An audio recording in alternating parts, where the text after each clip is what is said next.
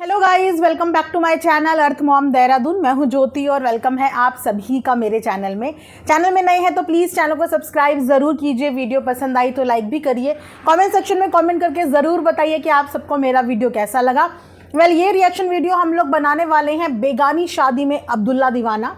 भाई बहनों की कॉन्ट्रोवर्सी में एक इंसान जो भरपूर व्यूज़ के साथ साथ बहनों को कुछ भी बोले चले जा रहा है और उसके बाद सोशल मीडिया पे वीडियो बनाने वालों को धमकियां भी मिल रही हैं। धमकियां भी बाकायदा दी जा रही है कि इनके बारे में बात मत कर लेना, वरना ये क्या करेंगे, वरना ये अपना मुंह खोल के गाली गलौज करेंगे, जिसमें शायद इन्होंने पीएचडी करी होगी, राइट। तो आज ऐसे ही शख्स से रिलेटेड हम लोग वीडियो बनाने वाले हैं। अरमान मलिक एंड सिबलिंग्स यानी कि इन भाई बहनों की कंट्रोवर्सी से रिलेटेड भी हम लोग बात करेंगे। वीडियो को बिना स्किप करे हुए एंड तक आप लोग ज़रूर देखना, क्योंकि आई एम श्योर कि आप लोगों को ये वीडियो बहुत ज़्यादा पसंद आने वाला है। तो क्या करना है, फटाफट से वीडियो को एडवांस में लाइक कर देना है, ठीक है। सो गाइस, अब बढ़ते हैं हम लोग वीडियोज़ में आगे। जैसा कि आप सब जानते हैं कि एक तरफ से बहनों का वीडियो आ रहा है और एक तरफ से अरमान का वीडियो आ रहा है। कल नाइट में भी अरमान मलिक का एक वीडियो आया था, जिस वीडियो में अरमान मलिक ने सपना को एक्सपोज किया था। एंड सुबह से शाम हो गई, मैं सपना का साइड ऑफ स्टोरी सुनने के लिए यहाँ पे वेट कर रही थी कि एलिगेशन लगाने वाले ने एलिगेशन लगाया, कहानी बताने वाले ने अपना कहानी बताया, लेकिन हर कहानी के दो पहलू होते हैं। लेकिन वो पहलू जब हमारे सामने आए तभी हम उन पहलुओं पे बात कर सकते हैं और तभी हम उन पहलुओं के आधार पे सही और गलत का फैसला यहाँ पे ले सकते हैं। अब जैसे कि सपना ने बहुत ही करारा जवाब दिया था, किसको करारा जवाब दिया था? उन मुच्छड़ भैया जी को, जो अपनी मूछें तो बड़ी कर गए लेकिन अपना दिल बड़ा नहीं कर पाए, और उन्होंने बहनों को बहुत उल्टा सीधा बोलना शुरू कर दिया। किसकी? दूसरे की बहनों को। बहुत आसान होता है वैसे दूसरे की बहन बेटियों को कुछ भी बोल देना, लेकिन अपनी बहन बेटियों पे आंच भी ना आने दें। ऐसे लोग होते हैं हमारे समाज में, ऐसे लोग एग्जिस्ट करते हैं। तो अरमान ने जो कल वीडियो बनाया, अभी तक भी सपना का उस पर कोई भी रिवर्ट नहीं आया। ना तो उसने उस वीडियो का विरोध किया, ना ही अपनी साइड ऑफ स्टोरी बताई कि जो जो एलिगेशन कल अरमान ने सपना पे लगाए या फिर सपना के लिए उन कपल्स ने लगाए जो अभी ताज़े अरमान की टीम के मेंबर बने हैं, या अरमान के लिए उनका प्यार सडनली 4 साल के बाद जाग गया है। यह बोलिए कि उनके अंदर से एक बटरफ्लाई जो थी वो उड़ गई है और सडनली उन्हें अरमान मलिक पसंद आ गए हैं, है ना। तो अपॉर्चुनिस्ट लोग को मैं ऐसी कैटेगरी में रखती हूँ, जो कभी यहाँ कभी वहाँ, जो कभी किसी एक के लिए लॉयल होते ही नहीं है। तो वो आई एम श्योर कि अरमान के लिए और उसकी फैमिली के लिए भी कभी लॉयल नहीं हो सकते हैं।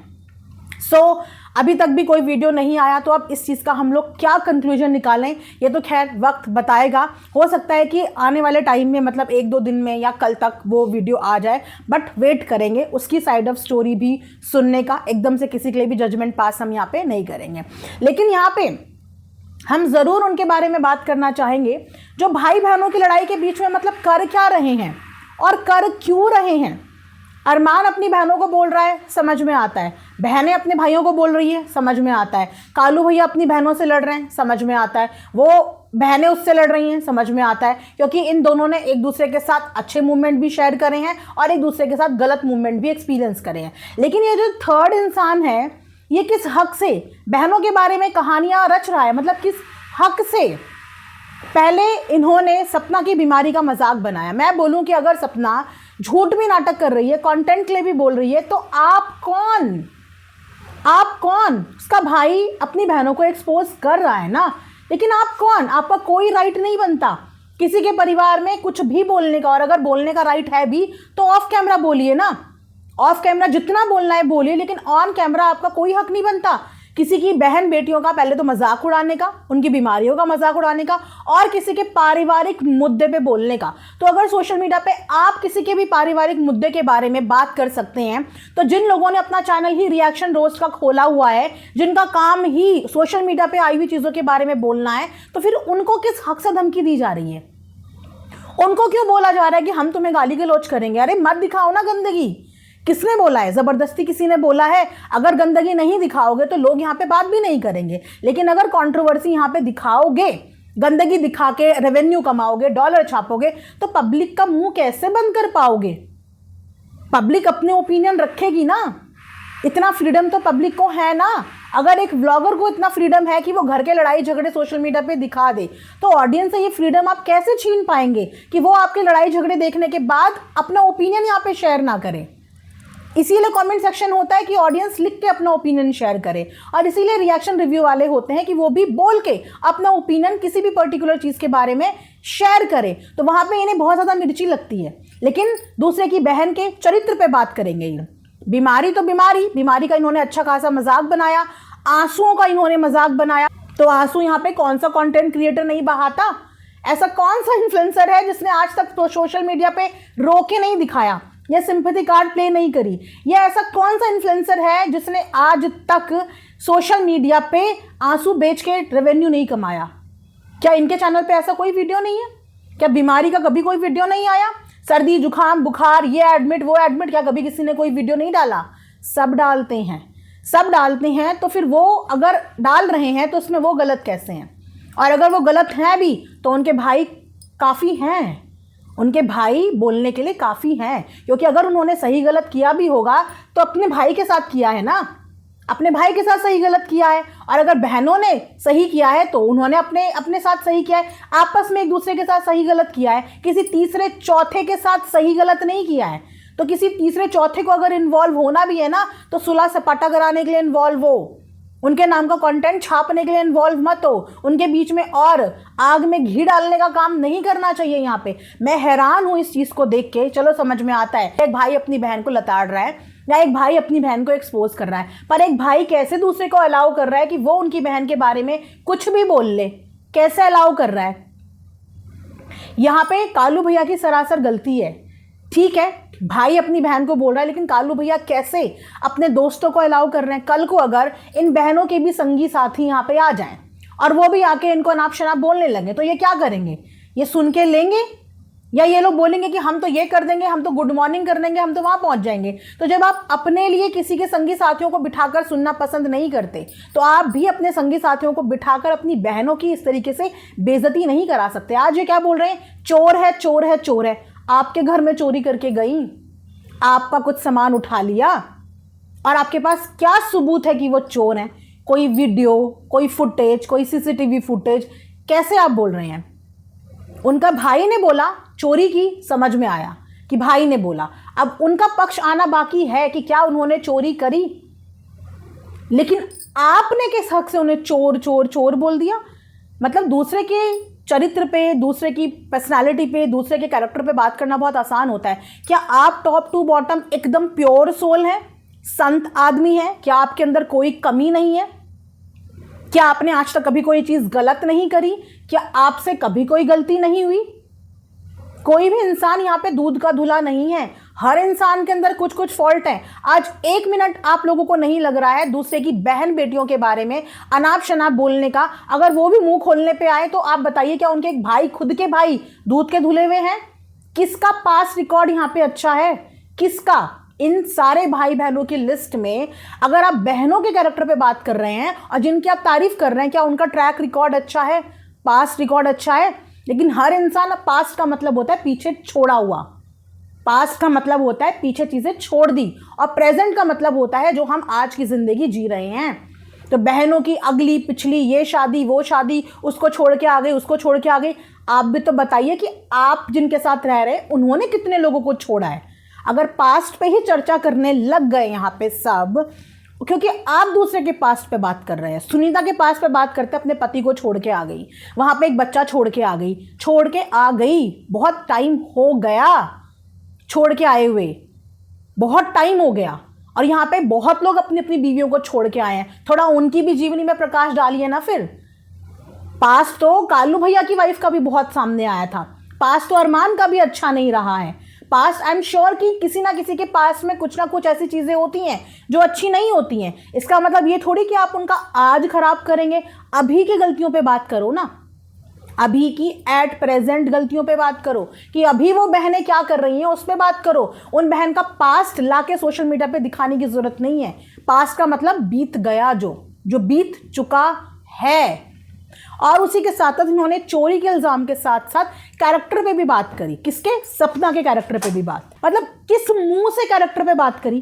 जिस कैरेक्टर पे बात अरमान ने अपनी बहन के नहीं करी, जिस कैरेक्टर पे बात अभी तक कालू ने अपनी बहन के नहीं करी, इनको इतनी आज़ादी किसने दे दी कि इन्होंने उठा के उनके कैरेक्टर पे बात कर ली?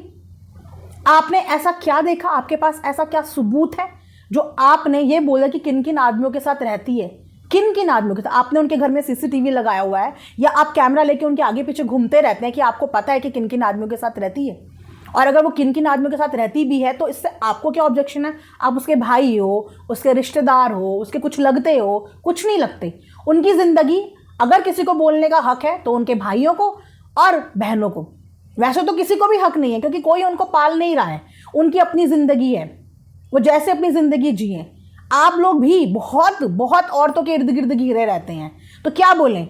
इतनी छोटी मानसिकता, इतनी छोटी सोच, जो खुद एक ऐसी जगह पे काम कर रहे हैं जहाँ पे ऑल टाइम एक्टर एक्ट्रेसेस का मेला लगा रहता है, जो ऑल टाइम फीमेल स्टाफ के इर्द गिर्द घूमते रहते हैं, वो दूसरे को इस चीज़ के लिए जज कर रहे हैं कि सामने वाला किसी आदमी के साथ बात कर रहा है तो ज़रूर उसका कुछ रिलेशनशिप खराब होगा। इतनी छोटी मानसिकता। अगर अपने लिए आप लोगों की मानसिकता इतनी ब्रॉड है कि आप किसी भी मॉडल के साथ नाच सकते हैं, किसी भी मॉडल के साथ एक्टिंग कर सकते हैं, किसी भी मॉडल के साथ रील बना सकते हैं, वीडियो बना सकते हैं, लेकिन आपका चरित्र बिल्कुल साफ है। लेकिन अगर यही काम दूसरा कर दे तो औरतों को जज करना बहुत आसान होता है, बहुत आसान। एक औरत अगर किसी आदमी के साथ नजर आ जाए तो इसका मतलब वो औरत चरित्र की खराब हो गई। कहां से लाते हो ऐसी सोच? कहां से लाते हो ऐसी सोच? मैं बोलूं कि आप बोलो उनको कि उन्होंने ये किया, वो किया, जो भी किया, आज किया, कल किया, परसों किया, लेकिन वो बोलने का हक आपका तो बिल्कुल नहीं है। वो बोलने का हक उनके भाइयों का है और वो रुक नहीं रहे हैं, वो बोल रहे हैं। तो जब वो बोल रहे हैं, उनके मुंह पे टेप नहीं लगा है, वो बोल रहे हैं, बराबर अपना स्टैंड ले रहे हैं वो, तो मान ना मान मैं तेरा मेहमान। मतलब शर्म नहीं आती कि दो औरतों के पीछे, जिन औरतों के आगे पीछे आपको पता है कि कोई नहीं है, खासकर सपना के आगे पीछे कोई नहीं है उसकी बेटी के अलावा, क्या अगर वाकई में उसकी तबीयत खराब है तो आप ये सोच रहे हैं कि आपकी वीडियोस का उसकी जिंदगी में क्या इंपैक्ट पड़ सकता है? अगर कि ये बात 1% भी सच हुई कि उसकी तबीयत वाकई में खराब है और डॉक्टर ने उसको स्ट्रेस लेने से मना किया है, और अगर इस बीच में उसे कुछ हो जाता है तो जिंदगी भर अपने आप को माफ कर पाएंगे? जिंदगी भर यही सोचते रह जाएंगे कि हमने गलत कर दिया और फिर इस चीज की माफी नहीं मिलेगी। एक बच्ची से उसकी मां छीन लेंगे आप। इसीलिए इतना ही किसी औरत को जलील करो जितना कि कोई इंसान बर्दाश्त कर ले। लिमिट क्रॉस मत करो, लिमिट के अंदर रह के बात करो। आप यहां पे किसी औरत की मान सम्मान प्रतिष्ठा पे ठेस पहुंचा रहे हैं।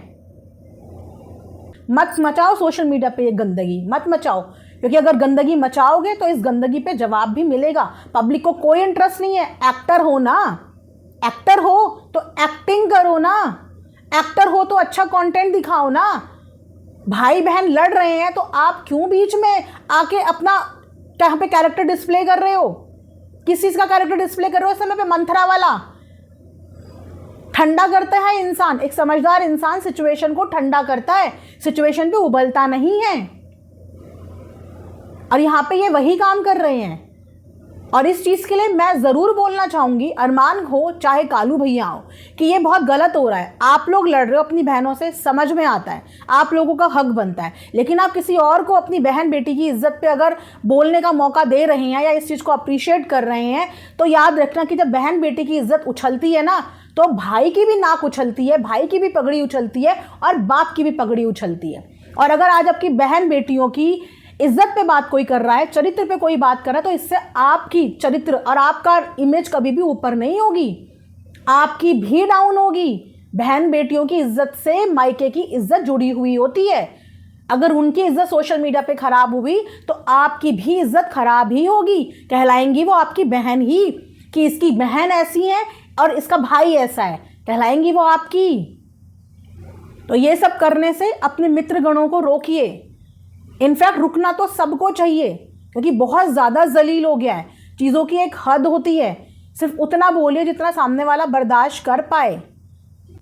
तीसरे चौथे बंदे का कोई हक नहीं होता किसी के पारिवारिक मुद्दों में बोलने का। आप ज़रूर ये बोलेंगे कि फिर तुम लोगों का क्या हक बनता है, क्योंकि हम लोग सोशल मीडिया पे ये देख रहे हैं, हम लोग रियल लाइफ में ये चीज़ें फेस नहीं कर रहे हैं। हम कैमरे के उस पार नहीं हैं, हम तो कैमरे के इस पार हैं।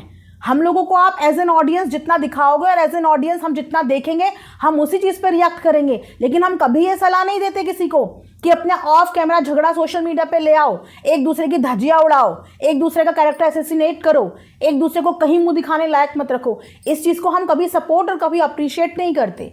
जब भी फैमिली के किसी मेंबर की कंट्रोवर्सी होती है आपस में, सबसे पहला सजेशन हम यही देते हैं कि अपने इन झगड़ों को ऑफ कैमरा निपटाओ, अपनी जगहसाई मत कराओ।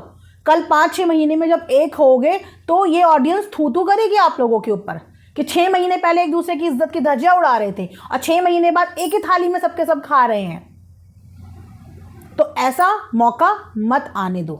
गाइज ये वाला वीडियो मैं यहाँ पे एंड करती हूँ। मैं बिल्कुल भी इन इंसान के बारे में वीडियो बनाने में इंटरेस्टेड नहीं थी, लेकिन जब मैंने देखा कि चोर चोर चोर और फिर मैंने देखा कि चरित्र पे सीधा हमला, तो मुझे ये चीज़ बिल्कुल भी पसंद नहीं आई। भेड़ियों की तरह टूट पड़े हैं, पूरा ग्रुप बना के टूट पड़े हैं। मतलब क्या ये एक रची रचाई रचना थी? क्या ये प्री प्लान था सब कुछ कि एक साथ सबके सब टूट पड़ेंगे? और वो दो हैं, उनके आगे पीछे कोई है नहीं, संभाल नहीं पाएंगी, बोल नहीं पाएंगी। औरत अलग है और औरत को हराने का सबसे आसान तरीका है, जब कुछ समझ में नहीं आए तो उसके कैरेक्टर पे बात कर लो। चरित्र के मारे में तो चुप होंगी, वहाँ तो गिव अप करेगी, क्योंकि वैसे लड़ने आएगी। तो क्या करो, चरित्र के बारे में बात करो, शर्मिंदगी से वहीं के वहीं रुक जाएगी। तो ये वाला हथियार मत इस्तेमाल करो किसी औरत के लिए, अच्छा नहीं लगता ये सब कुछ। आई होप कि मेरा वीडियो आप लोगों को गाइस पसंद आया हो। इस वीडियो को यहाँ पे एंड करेंगे। Thanks for watching Earth Mom Dehradun. Bye bye, take care, love you.